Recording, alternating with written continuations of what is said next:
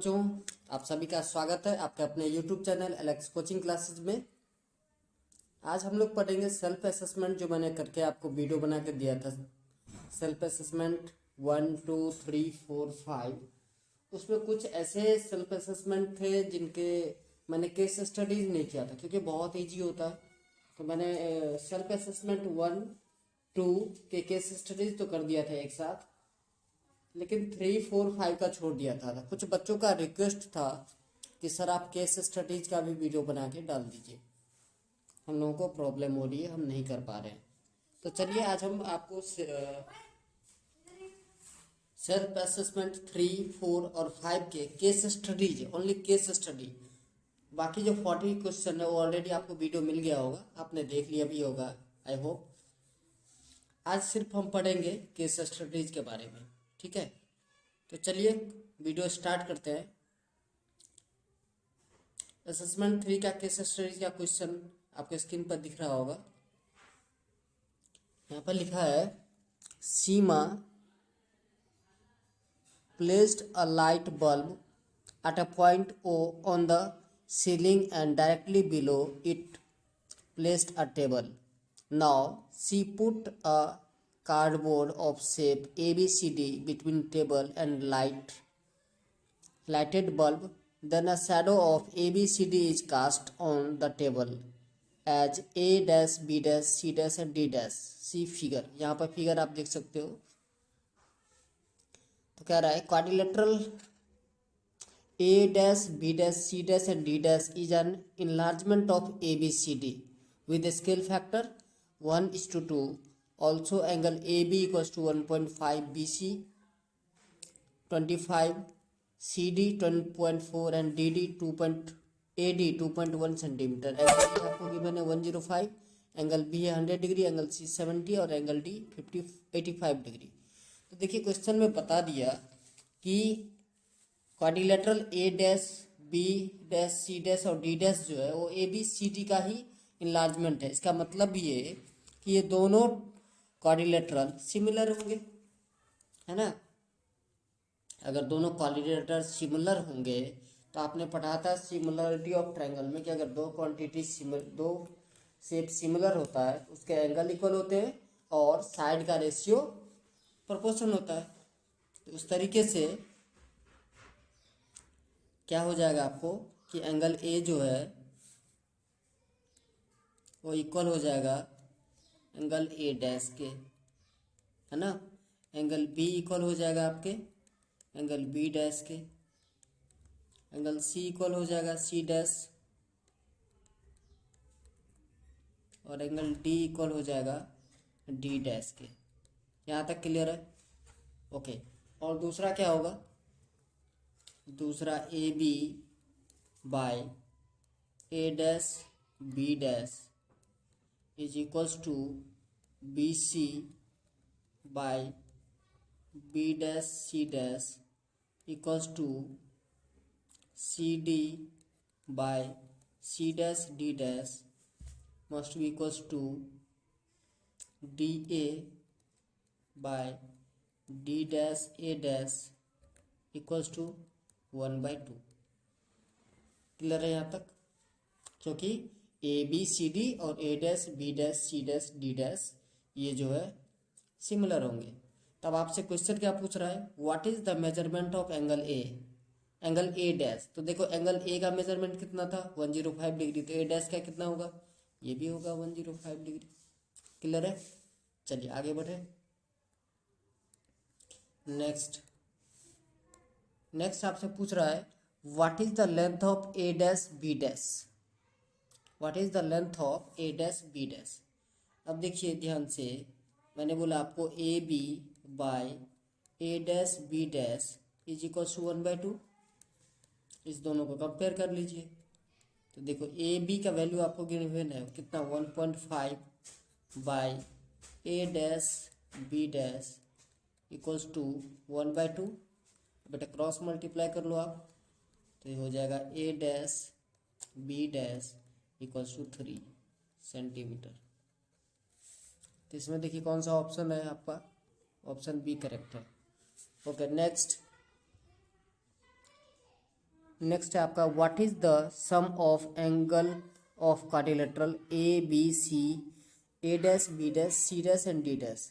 तो क्वाड्रिलेटरल का 360 होगा, ये तो ऐसे आपको पता चल जाएगा। कह रहा what is the ratio of side A dash B dash and A dash D dash. Okay, ये कौन सा है? Question number 43। ये था आपका क्वेश्चन नंबर 42। 43 का तो बता दिया आपको कितना आएगा, 360 degree. Question number 44, question number 44 कर रहा है what is the ratio of A dash B dash by A dash D dash.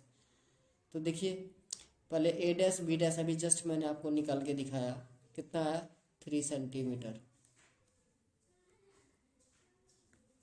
अब ए डैश डी डैश आपको निकालना है ना।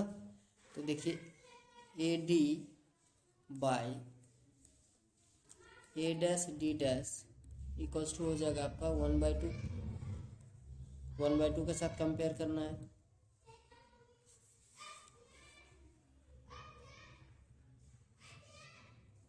तो ये हो जाएगा आपका A dash A D given है 2.1, तो 2.1 by A dash D dash equals to 1/2। Cross multiply कर दीजिए तो A dash D dash equals to पता चल गया आपको कितना 4.2। अब क्या निकालना है आपको,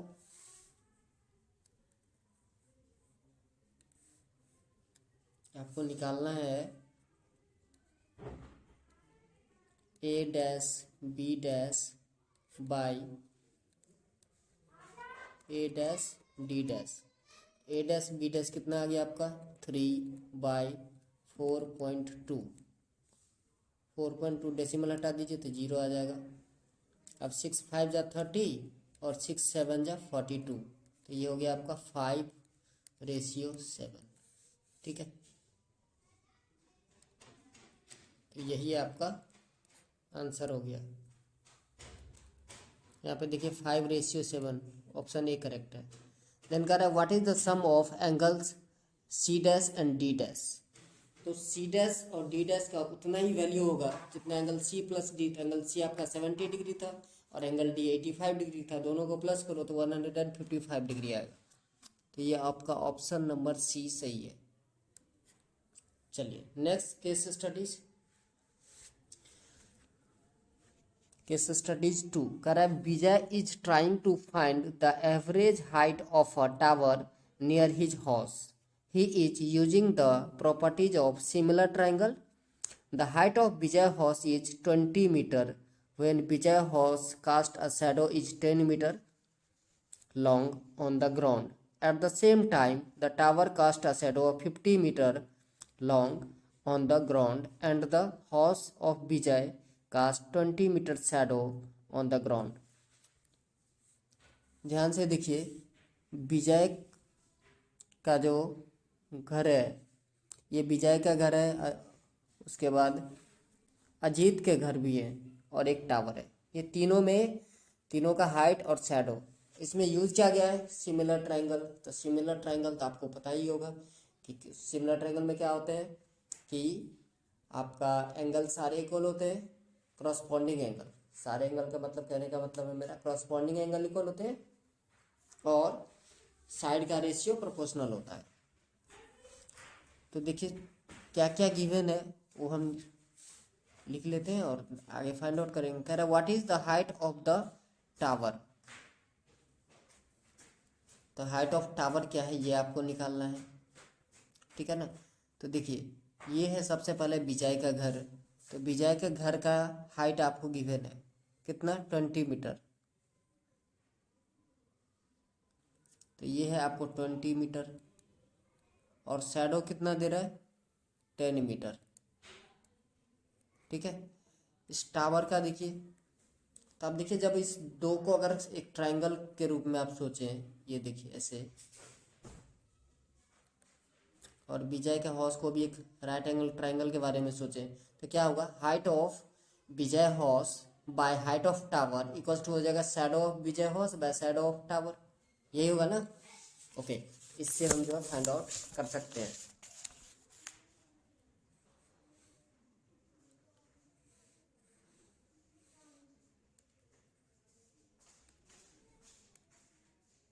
क्वेश्चन नंबर ये है आपका 46। Height of Vijay house by height of tower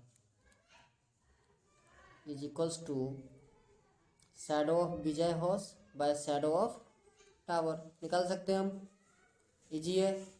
okay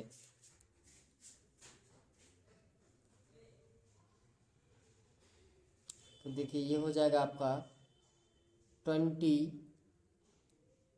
height of Vijay 20 by height of tower आपको निकालना ही है, तो हाइट ऑफ टावर ऐसे ही रहने दीजिए, equals to shadow of Vijay, shadow of Vijay 10 bye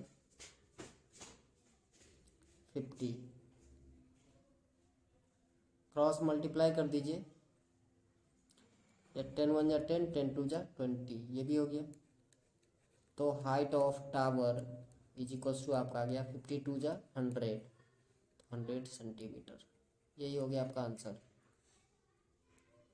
47 में क्या था,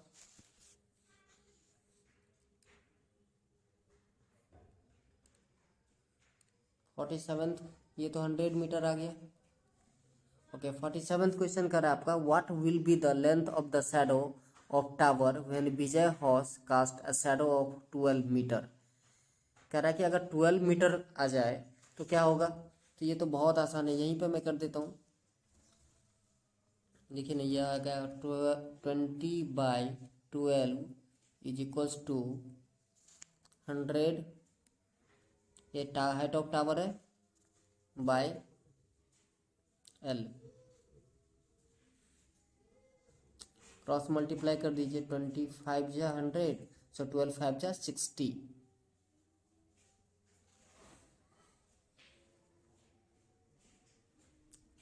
आंसर देखिए 60।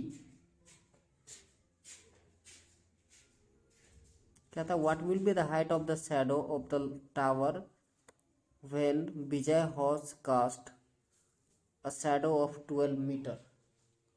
Okay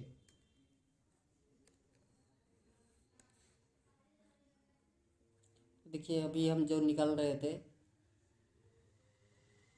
H V by H of T is equals to shadow of Vijay house by shadow of tower.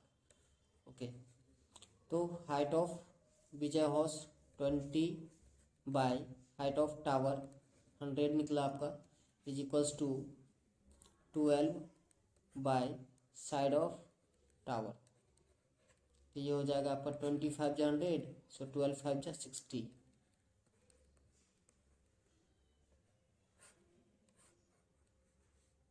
तो 60 ऑप्शन में नहीं है, आई थिंक मिस्टेक हो गया ऑप्शन। ठीक है चलिए कोई नहीं। देन 48, देखिए 48 में क्या कर सकते हैं हम, 20/10 विजय हाउस, विजय के साथ कंपेयर कर लेते हैं। Height of Ajit house by height of sorry shadow of Ajit house, shadow of Ajit house given है आपको 20। नेक्स्ट तो क्या आ गया आपका, height of Ajit house is equals to आएगा आपका 40 मीटर में है, आई थिंक सब तो मीटर में आएगा। ठीक है अगर सेंटीमीटर में होता तो सेंटीमीटर में आता। चलिए 49th हम फाइंड आउट कर सकते हैं, height of tower by height of Ajit house is equals to shadow of tower by shadow of Ajit house.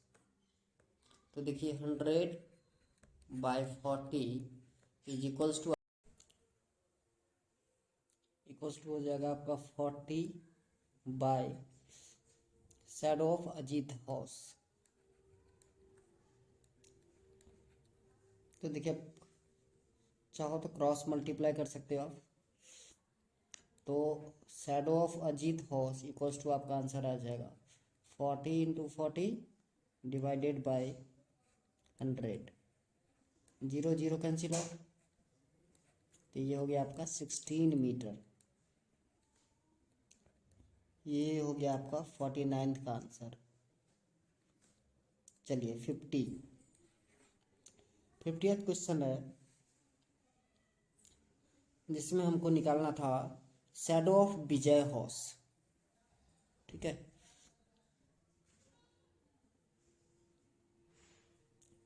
तो देखिए height of tower by height of Vijay house equals to आ जाएगा shadow of tower by shadow of Vijay house. ठीक है ना, okay. तो 100/20 equals to आ जाएगा आपका 40 by shadow of Vijay house. आप कहोगे सर विजय हाउस का तो शैडो का लेंथ गिवन था, बेटा यहाँ पर चेंज कर दिया है, क्वेश्चन चेंज किया है। तो shadow of Vijay house equals to आ जाएगा आपका 40 × 20 divided by 100, 0 0 cancel out, 0 0 cancel out, तो 8 मीटर। यही हो गया आपका answer, shadow of Vijay house. तो इस तरीके से सैंपल सेल्फ असेसमेंट पेपर 3 का केस स्टडी हमने आपको क्लियर करा दिया। ठीक है,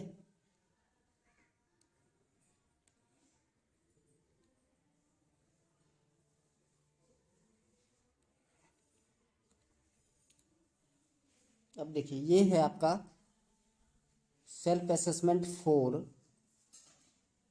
उसका कुछ 41 से लेकर के 50 तक क्वेश्चन, केस स्टडीज क्वेश्चन।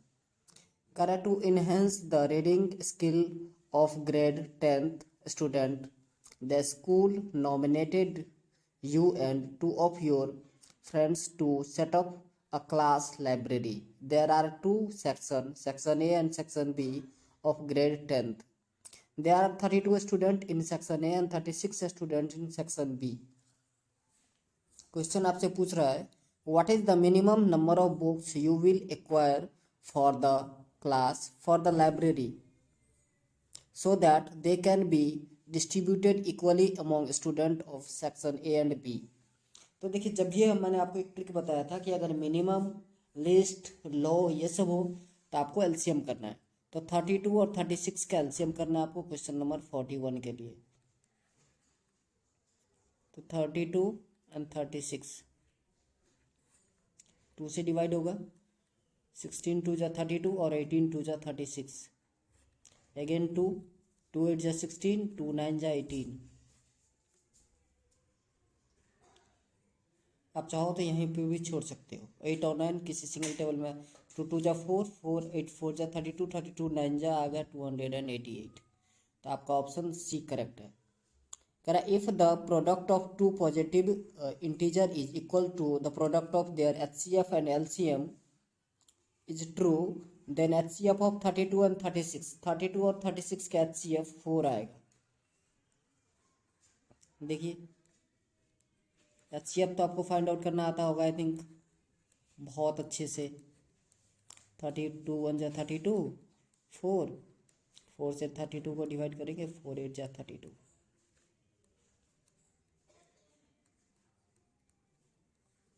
चलिए तो इसका आंसर हो गया 4। नेक्स्ट कर 36 can be expressed as the product of its primes. तो 36 का प्राइम फैक्टराइजेशन आप निकालो,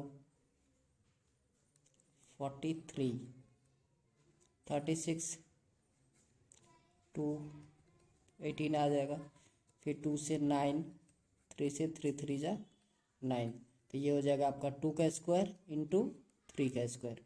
देखिए कौन से ऑप्शन में, ऑप्शन ए करेक्ट है। ठीक है, चलिए नेक्स्ट कह रहा है question number 44, 7 × 11 × 13 × 15 + 15 is a composite number. ये कंपोजिट नंबर है। कहोगे सर कैसे, तो देखिए 7 × 11 × 13 × 15 + 15।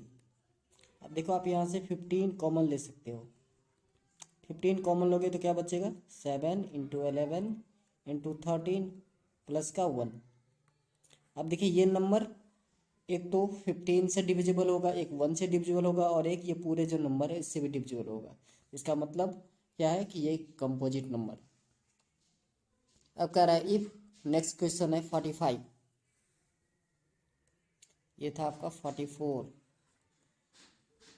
If p and q are positive integer such that p equals to ab square and q equals to a square b, where a and b are prime number, then the LCM of pq is।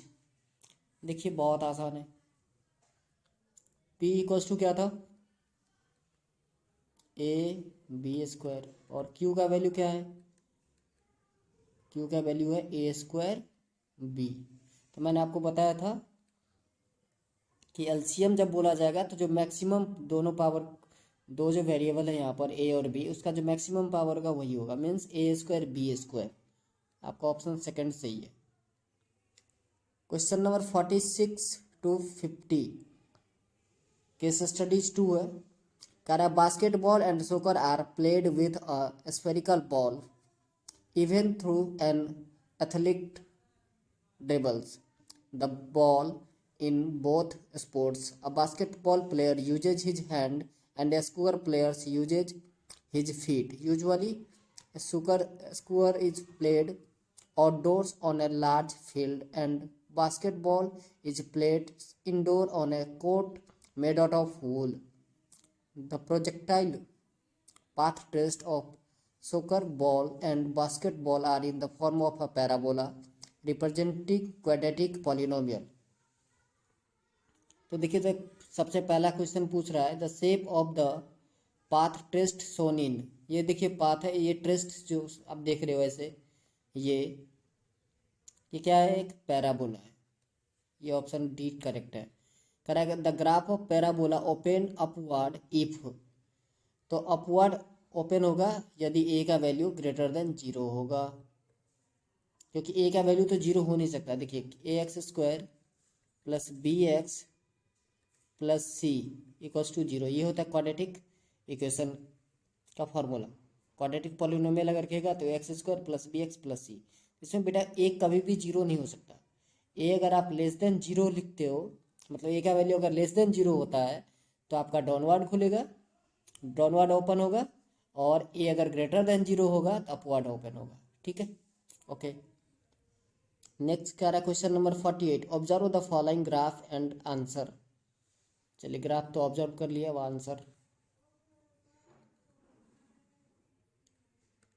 Answer क्या करना है। In the above graph how many zeros are there for the polynomial. तो देखिए तीन x axis को 3 point पे intersect कर रहा था, तो 0 3 हो जाएंगे, है ना। The 3 zeros in the above shown graph are. अब देखिए कह रहा है कि इस ग्राफ में 3 जीरो क्या क्या थे, तो अब देखिए अभी आपको दिखाता हूँ कि क्या क्या था जीरो।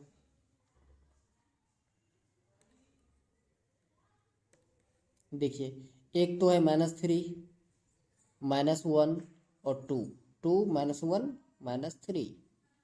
चलिए तो यही हो गया आंसर, 2 -3 -1 और 2, ये ऑप्शन करेक्ट है, ऑप्शन सी। कह रहा है what will be the expression of the polynomial. What will be the expression of the polynomial x square x cube plus 2x square minus 5x plus 6, x cube plus 2x square minus 5x minus 6, x cube plus 2x square plus 5 minus 6, और x cube plus 2x square plus 5x minus 6। इसमें से कह रहा है कि क्या हो सकता है इसका। तो देखिए आपने पढ़ा होगा क्यूबिक के लिए alpha plus beta plus gamma, याद है आपको। फिर हम पढ़ते हैं अल्फा बीटा गामा, इसका वैल्यू निकालना पड़ेगा। Then alpha beta plus beta gamma plus gamma alpha, इस तीनों का वैल्यू निकाल के उसके बाद हम क्वाड्रेटिक क्यूबिक इक्वेशन में पुट कर सकते हैं और हमें वैल्यू पता चलेगा।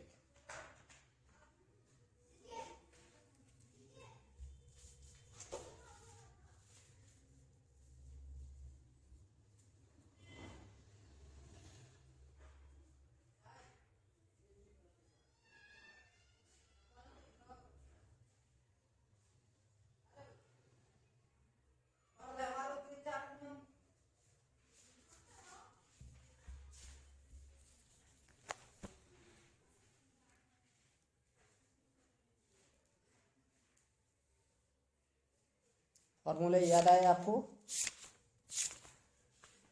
ये क्वेश्चन, इस टाइप के क्वेश्चन मैंने करके दिया था और चैप्टर 3 का वीडियो भी आप जा करके चेक कर सकते हो क्यूबिक इक्वेशन के लिए, ठीक है।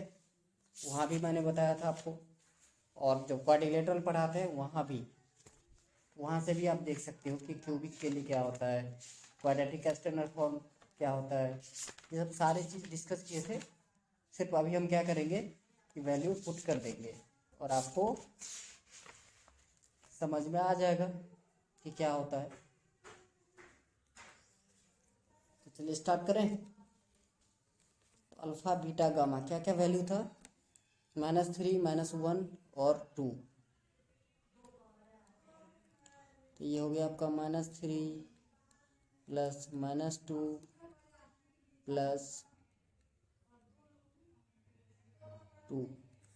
एक मिनट, एक बार देख लेते हैं, यही था ना?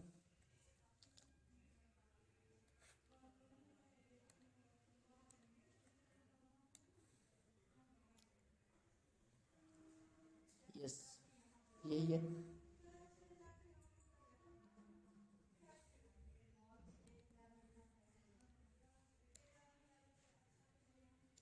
तो इसका वैल्यू आपका आएगा -3 -2 -5 प्लस 2, तो माइनस का 3।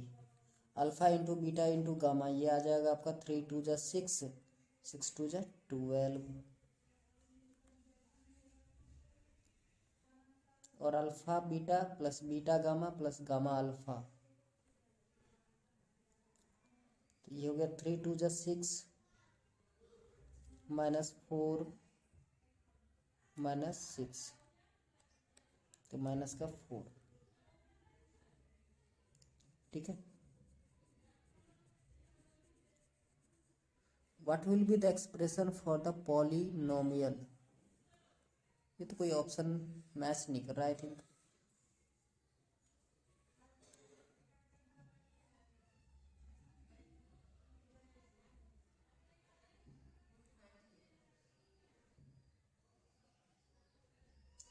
आपको गो थ्रू करना पड़ेगा, ऑप्शन से सॉल्व करके देखना पड़ेगा किसमें किसका वैल्यू कौन सा सही है। तो पहला था x³ minus alpha plus beta plus gamma into x², x³ -3x², कहीं ऑप्शन ही नहीं है, आई थिंक ऑप्शन मिस्टेक है। चलिए नेक्स्ट आगे बढ़ते हैं। 5th assessment seat,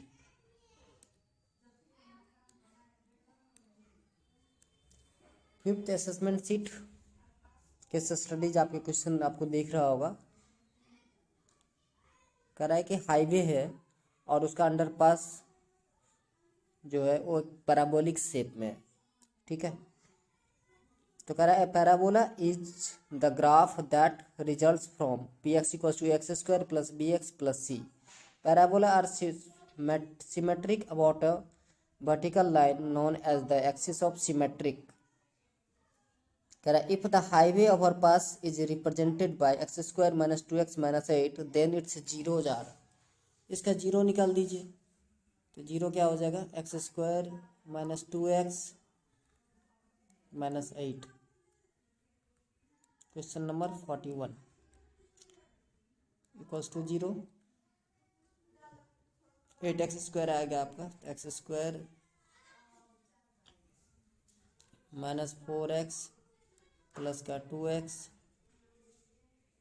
- 8 is equals to 0। तो x कॉमन ले लीजिए तो ये हो जाएगा x माइनस का 4 प्लस 2 कॉमन ले लेंगे तो ये होगा x माइनस का 4 is equals to 0।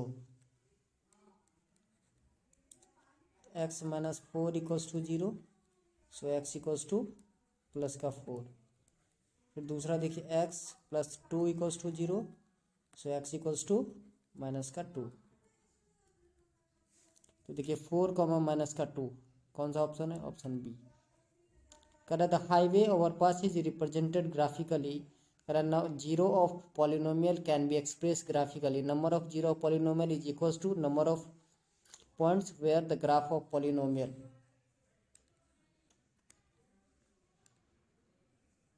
intersect it x axis intersect the y axis intersect y axis and x and y। करें graph of quadrilateral polynomial is, तो graph of quadratic polynomial parabola होता है। नेक्स्ट करें the representation of highway underpass whose 1 0 is 6 and the sum of the zeros is 0 is. आप देखिए 1 0 जो है 6 given है। सपोज अल्फा आपको 6 गिवन है और alpha plus beta is equals to 0 है, तो बताइए बीटा कितना हो जाएगा? तो बीटा हो जाएगा आपका -6। तो क्वाड्रेटिक इक्वेशन क्या होता है? X square minus alpha plus beta into x plus alpha into beta, यही होता है आपका। तो ये हो गया x square minus 0 into x और माइनस का 36। आंसर क्या आएगा? एक्स स्क्वायर माइनस का 36। देखिए कौन सा ऑप्शन है? ऑप्शन बी करेक्ट है।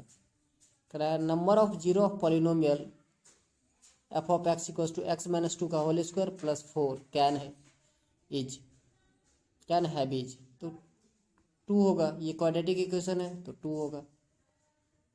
Okay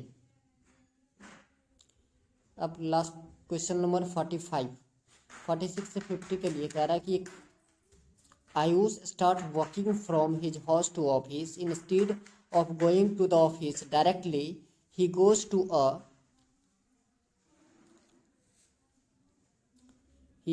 to bank first, from there to his daughter's schools and then reaches the office.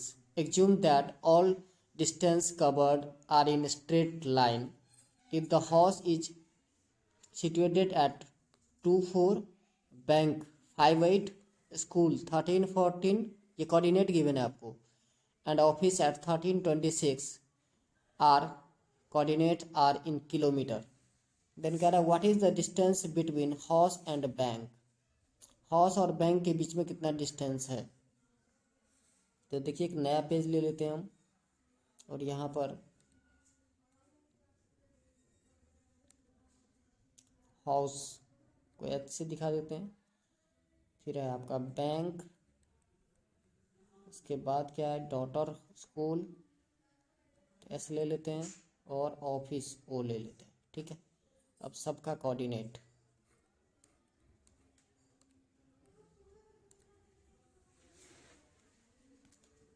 नहीं तो लेने की ज़रूरत भी नहीं है, ऐसे भी आप देख सकते हो कि क्या होगा।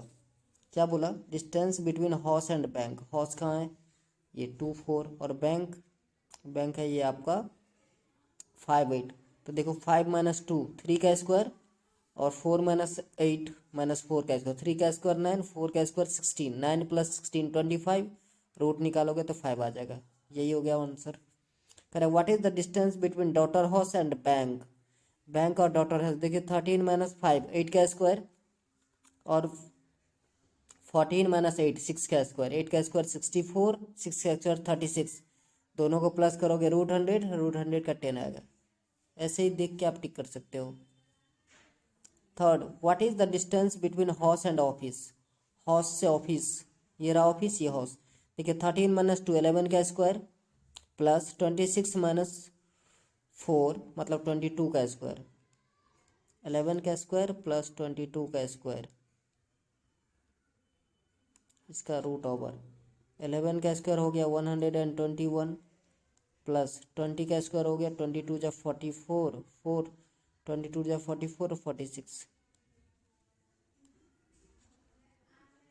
इसको प्लस करोगे तो 5 6 2 8 4 और 1 5, तो 585। इसका स्क्वायर रूट निकालना पड़ेगा आपको 585 का।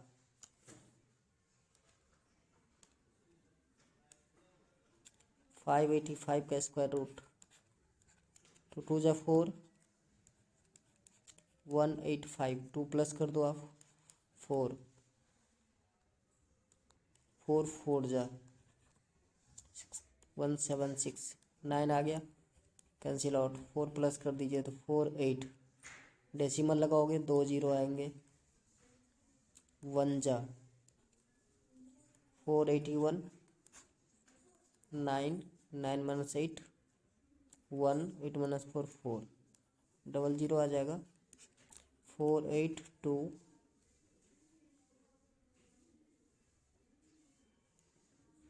6।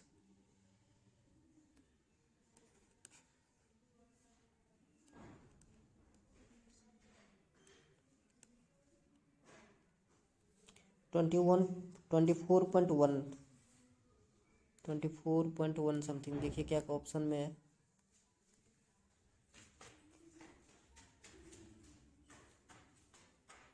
24.6 24.26.4 26 और 24, तो आप 24 लिख सकते हैं। 24.1 आ रहा था तो ऑलमोस्ट इक्वल्स टू 24 हम लिख सकते हैं।